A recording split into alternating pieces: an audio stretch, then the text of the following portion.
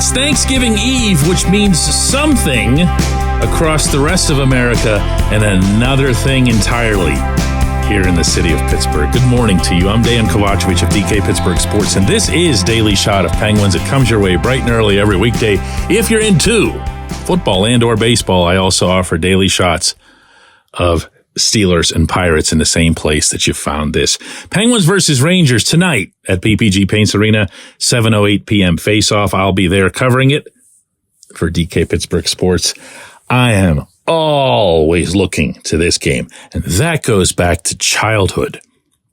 For those of you who aren't familiar with the background on this, the ownership / front office of this team, whoever it's been over the years, only asks the National Hockey League for one favor all season. And that makes the Penguins a little bit rare because most teams have all kinds of little things. They'd rather not do this, don't want to have too many Monday games and whatever.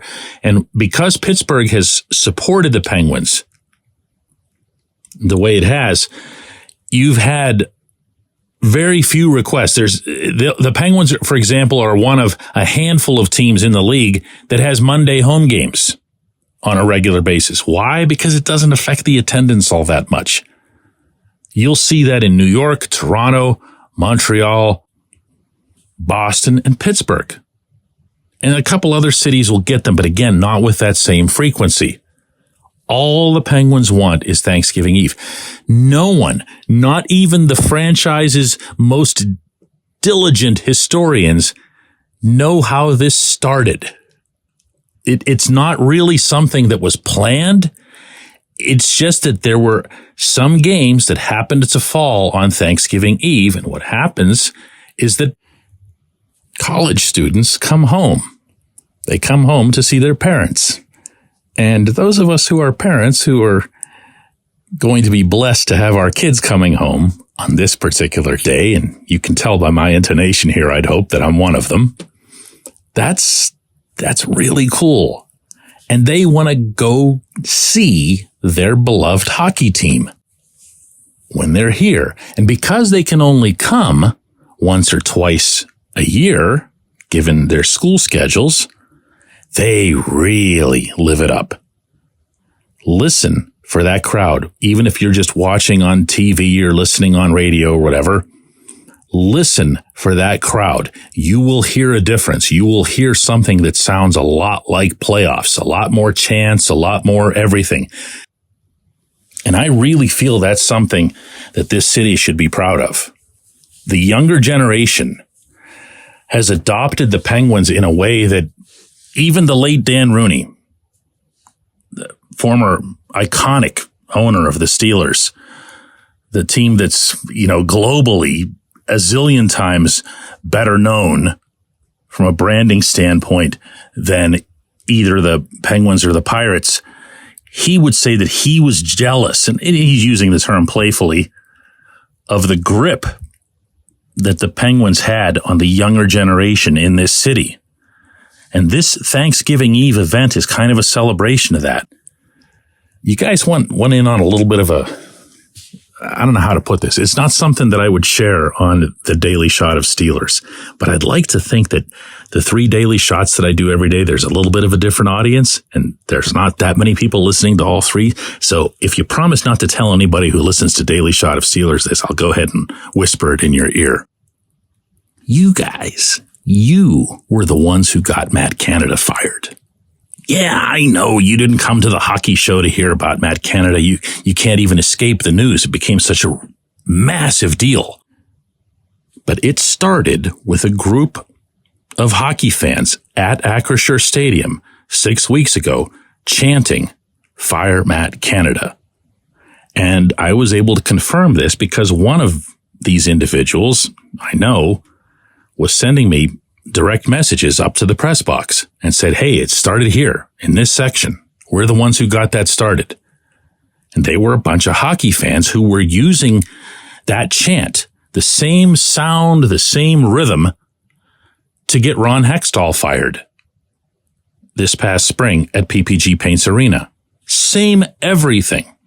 Now, when I brought this up to people, and this is the part we're keeping between us, when I brought this up to people who are Steelers fans, they're like, what are you even talking about? What's hockey? Because Steelers fans, by and large, don't live here. The overwhelming majority of the Steelers fan base, God love them, don't live here. They don't live anywhere near here. More than half of their actual season ticket base lives nowhere near Western Pennsylvania, never mind Pittsburgh. Most of them fly in or make very long trips in because they inherited their tickets from their grandfathers or their great-grandfathers, and they compare everything to what Chuck Noll did or what Franco and Rocky did and whatever else. And that's not the Penguins fan base at all. The Penguins fan base, because it's significantly younger, was always going to have to be the one that was going to show the energy, that was going to show the emotion, because a lot of them obviously are also Steelers fans. And they didn't like what was happening with the Steelers. They didn't like seeing the offense fall apart. They didn't like seeing Canada continue to be employed. So they did, not just at that game at Acrisure Stadium, but in multiple games at PPG Paints Arena, what wasn't happening at Steelers games. They let everyone hear it. They knew that it worked for them once.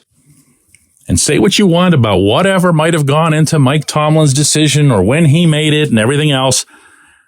What's known is that that's where this started from a civic standpoint. That's what started the billboards. That's what started the signs. That's what started possibly even the players, meaning the Steelers players' own comfort level with speaking up the way Najee Harris did in Cleveland. That started with you. No exaggeration, no hyperbole, nothing other than hardcore fact that you will understand if you're here and you're a hockey fan. So go right ahead and take your bow. And guess what? You know what? Tonight at the rink, you can just watch the hockey game. You don't have to chant anything other than "Let's go Pens." When we come back, J1Q.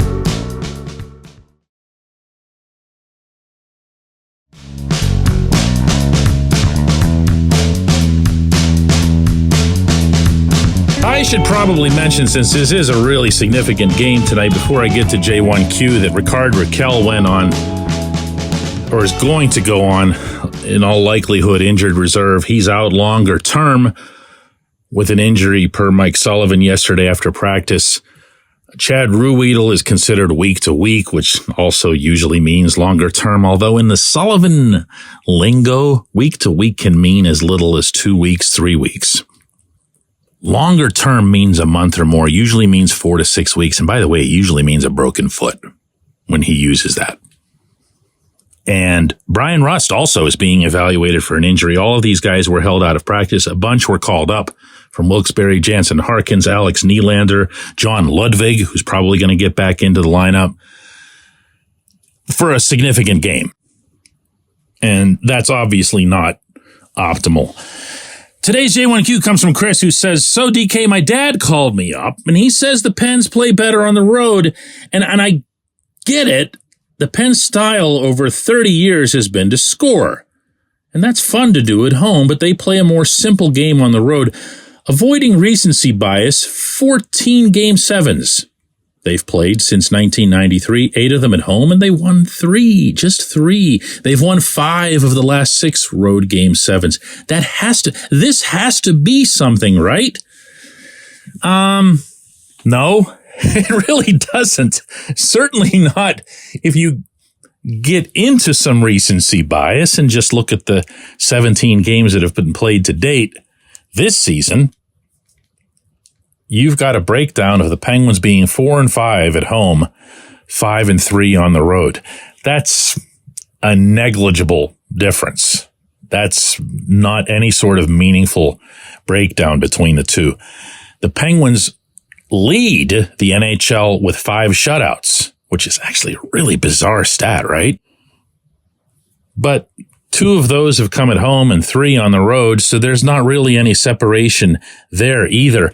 I've actually been impressed with the way this team has gone about a consistent approach between home and road. Meaning, once they got through those first 9 games and that big funk and everything else that was going wrong, even that really wasn't separated between home and road. What was their best game out of the first 9? Ask yourself that. It was the Colorado game, of course, at home. What was their best game overall of the season? I would posit that it was the one in Los Angeles. But the Penguins themselves, and I've asked them this, feel that it was the home game against Buffalo.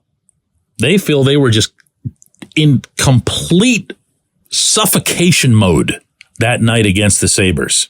They were proud of that one. I was at home. Same thing you're talking about. Defending happened at home. So to date, no, I don't see anything to that effect.